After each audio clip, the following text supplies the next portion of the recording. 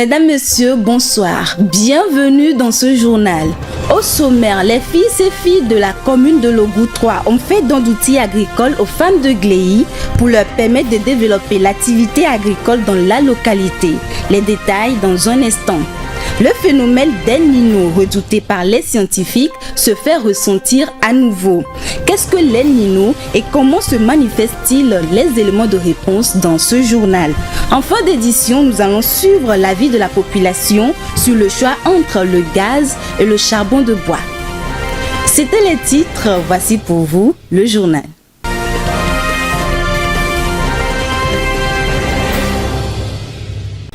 À l'occasion de la journée du travail ce lundi 1er mai, la population de Gléy a organisé un tournoi de foot au cours duquel les rocades de la commune ont fait don de matériel agricole aux femmes. Un don pour leur rendre facile l'activité agricole et un bon rendement des récoltes. Notre équipe de reportage était sur le lieu, suivant le compte rendu avec Vivace Amana. L'amélioration du bien-être des populations est une préoccupation des autorités. Les populations de Gléy dans la commune de Logou 3 ont reçu dans une ambiance festive ce 1er mai 2023 des dons de matériel pour l'amélioration des activités agricoles. Ces dons sont l'œuvre des cadres de Gléy qui ont à cœur de contribuer aux initiatives des plus hautes autorités du pays en soutenant les initiatives locales. Nous avons œuvré pour ce tournoi pour 3 objectifs. Le premier, c'est de soutenir la vision du chef de l'État, la feuille de route gouvernementale 2025. Et nous avons compris qu'après l'étape, il ne faut pas attaquer, il est impérieux pour les cadres de Logou d'apporter ou de soutenir le chef de l'État, la vision du chef de l'État au niveau de l'agriculture, qui est la redynamisation de l'agriculture et la souveraineté agricole. L'accent est mis sur l'agriculture parce que dans la feuille de route gouvernementale, en son axe 2, le chef de l'État met l'emphase sur l'agriculture. Et nous avons compris que sans l'agriculture, nous ne pouvons rien faire. Mais aujourd'hui, vous voyez que nous avons associé l'agriculture à un événement sportif. Parce qu'il faudrait manger sain, il faudrait manger bio, il faudrait manger propre pour bien se porter. Et il y a une corrélation parfaite entre l'agriculture et le sport. Et aujourd'hui, nous prenons aussi le Made in Togo. Nous prenons les valeurs sur la promotion de la consommation locale. Et la terre de Gléy est une terre essentiellement agricole. Donc nous avons compris qu'il faudrait que nous accompagnions les femmes et jeunes. La dynamique aujourd'hui, pour cette année, des cadres de Logou, c'est d'accompagner les femmes et les jeunes de Logou à promouvoir l'agriculture. Aujourd'hui, nous sommes retrouvés à cette fête des travailleurs le 1er mai pour célébrer les travailleurs. Et quand on parle des travailleurs ici à Gléy, en partie majoritaire, c'est les agriculteurs, c'est les paysans. Aujourd'hui, nous savons tous, la politique du gouvernement, c'est de valoriser l'agriculteur, les producteurs, c'est de les mettre dans la nouvelle technologie, c'est la mécanisation de l'agriculture.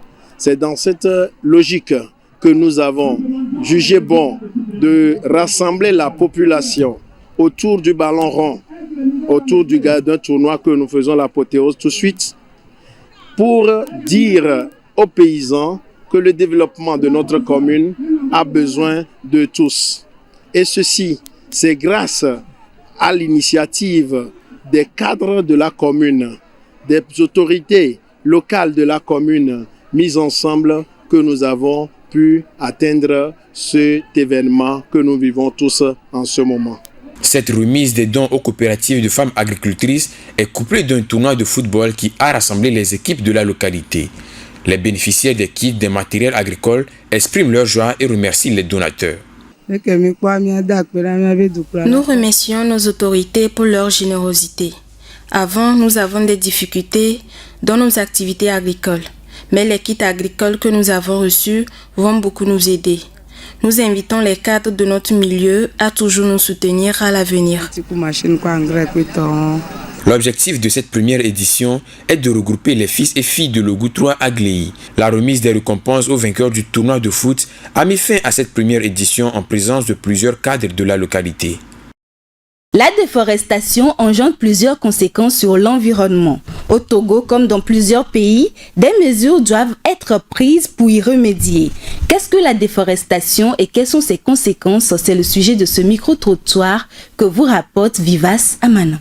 Je peux dire en gros, la déforestation, c'est tout ce qui concerne la bataille des arbres anarchiques. Et les conséquences, je peux dire que ça entraîne l'absence des pluies. Nous pouvons constater aussi que ce genre de déforestation peut engendrer manque des animaux sauvages que nous désirons avoir dans le pays. Je ne peux pas dire concrètement d'arrêter la bataille des arbres anarchiques parce que cela ne peut pas exister. Mais je peux dire qu'une fois qu'un homme coupe un arbre, je veux juste qu'il replante 2 ou 3. Parce qu'actuellement, nous avons besoin de bois pour faire du charbon, pour faire nos besoins, pour nous abriter. Bon, si je les dis de ne pas les couper, ce n'est pas un moyen efficace. Mais je peux les dire de couper, mais une fois que tu coupes un arbre, il faut que tu replantes au moins 3 ou 4. La déforestation, c'est le fait de détruire et sans aucune concrète les arbres.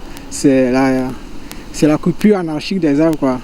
En fait, ce phénomène engendre beaucoup de conséquences actuellement dans nos pays, plus précisément au Togo.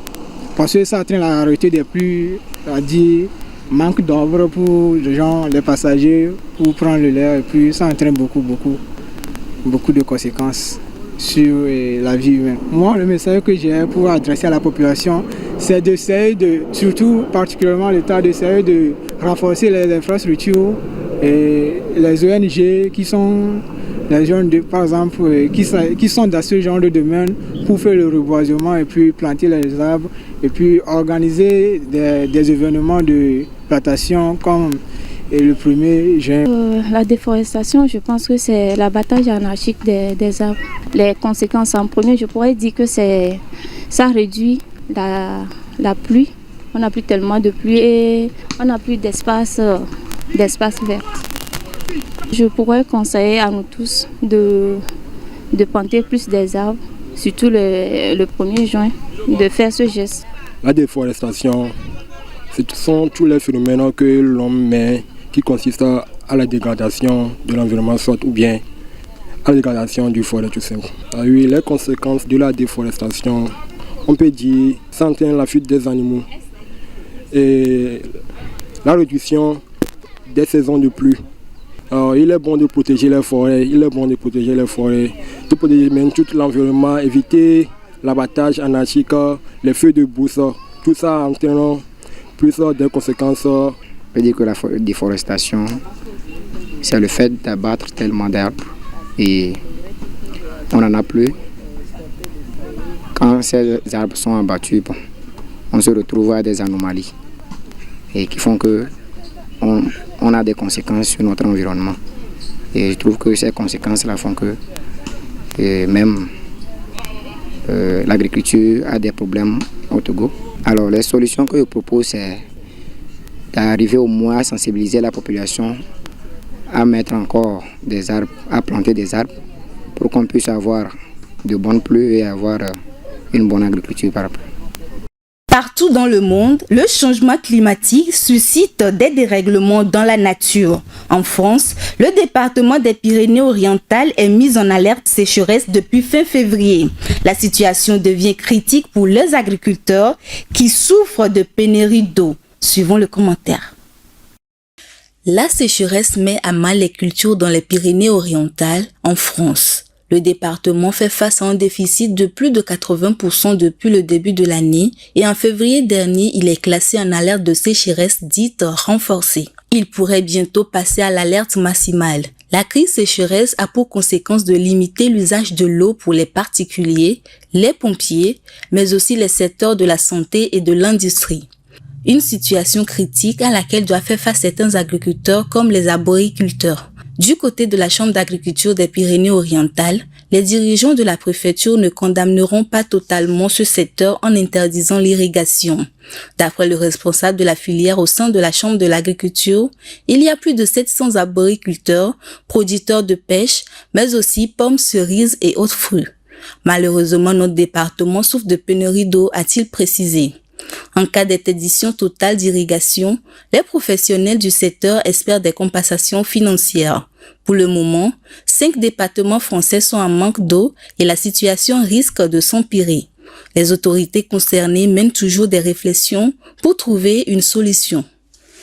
Restons dans le contexte de la sécheresse. Les dérèglements climatiques ont des conséquences graves sur l'écosystème. Certains mécanismes naturels comme la libération du carbone par les sols connaissent des perturbations en temps de sécheresse. Les conséquences de la sécheresse des sols sur l'environnement, c'est avec Vivace Amana. Les sols souffrent de sécheresse. Cela constitue un véritable problème pour stocker le carbone qui modifie les propriétés physiques des sols et empêche ainsi l'érosion.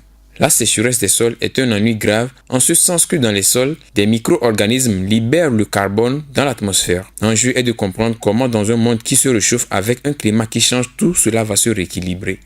Pour pallier à ce problème, les chercheurs de l'Université de Californie aux États-Unis observent les périodes pendant lesquelles la sécheresse est plus fréquente et plus intense.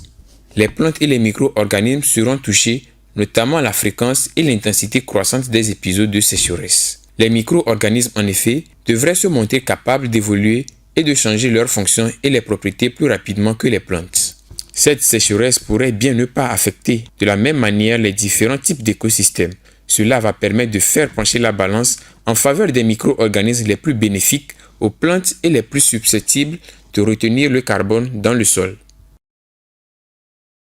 Réservoirs de biodiversité et de productivité écologique, les lagunes jouent un rôle important dans le développement d'un pays. Force est de constater qu'elles sont polluées par les ordures et d'autres espèces. Notre équipe de reportage s'est penchée sur le sujet en sillonnant les lagunes de Lomé. Suivons.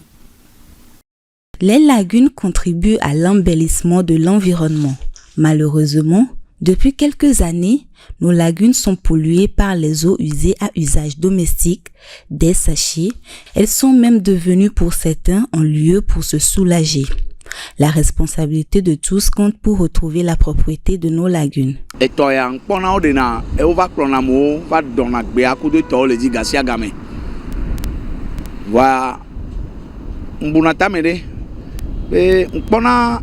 Je vois les gens venir retirer les plantes sur la surface de l'eau, mais ça repousse encore.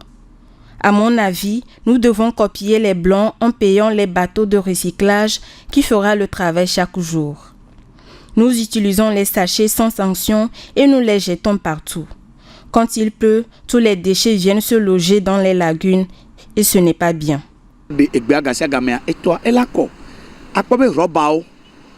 Ole blo roba benya gasia gamea amesema kotole pleno roba me sanction le pem levo no pleno roba me la dere moji ayala kokko e gota la so e silava ja ela ramasser nous quelqu'un va tu togba mate ko gbere.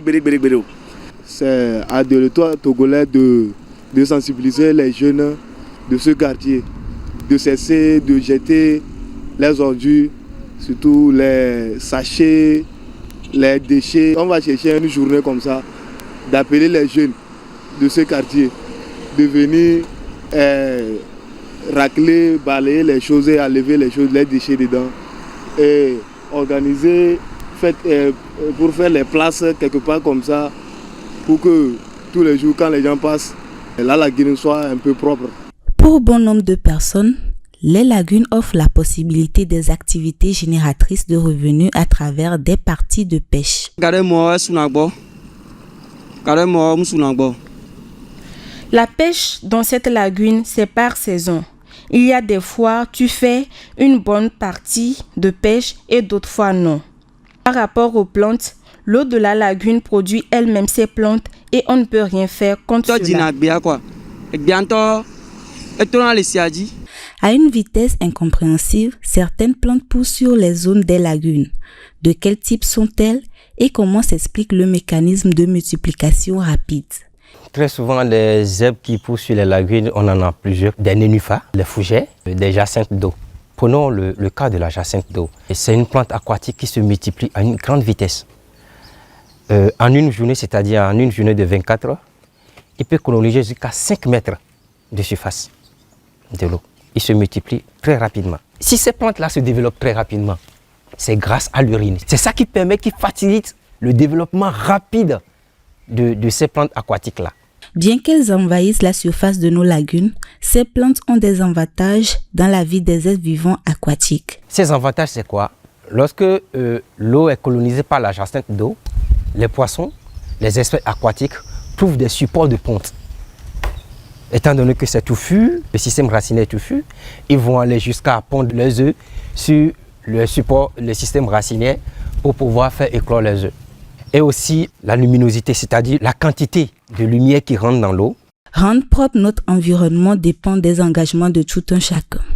Pour cela, la prise de conscience pour prendre soin et rendre propre nos atouts touristiques et nos lieux publics est importante. El Niño, c'est le nom donné à un phénomène caractérisé par une hausse des températures à la surface des océans. Redouté par les scientifiques, ce phénomène provoque des sécheresses, des feux de forêt et des inondations dans le monde. Irène Papadinan pour plus de précisions. La possibilité d'un retour du phénomène climatique El Niño est de plus en plus prise au sérieux par les météorologistes. Certains chercheurs évoquent même la possibilité d'un super El Niño qui aurait d'énormes conséquences au niveau mondial.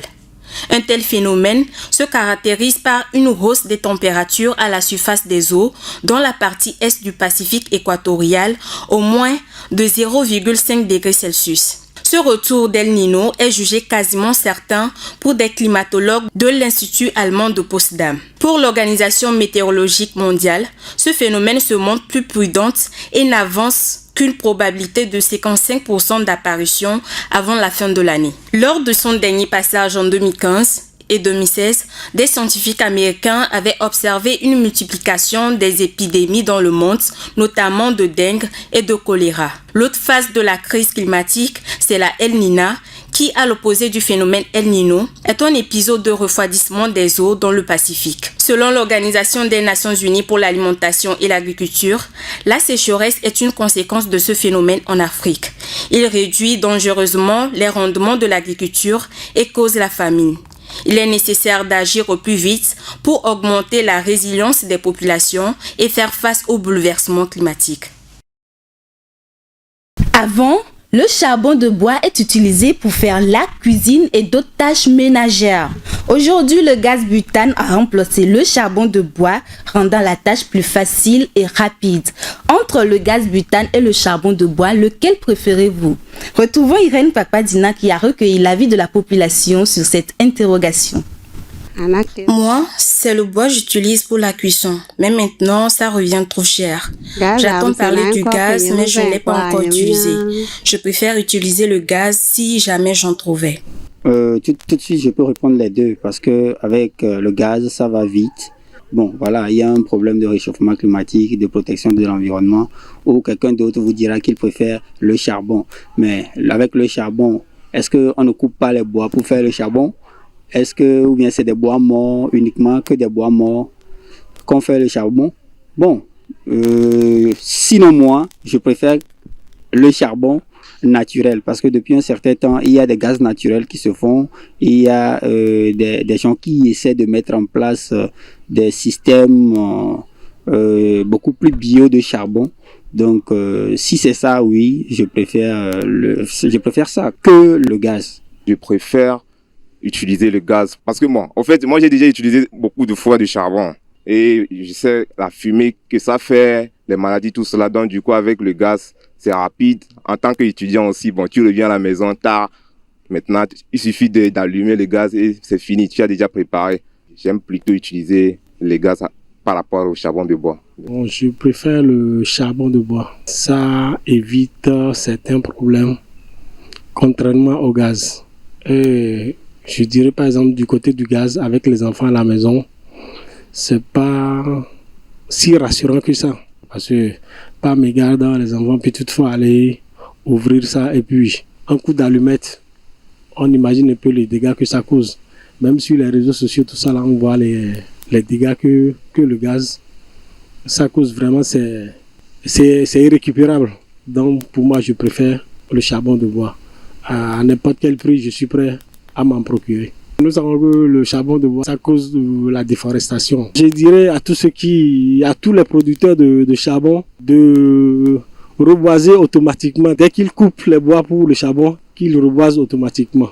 Et puis ça va arranger la population. Ainsi prend fin ce journal. Merci de nous avoir suivis. Merci à la réalisation. Bonne suite de nos programmes sur Green TV International.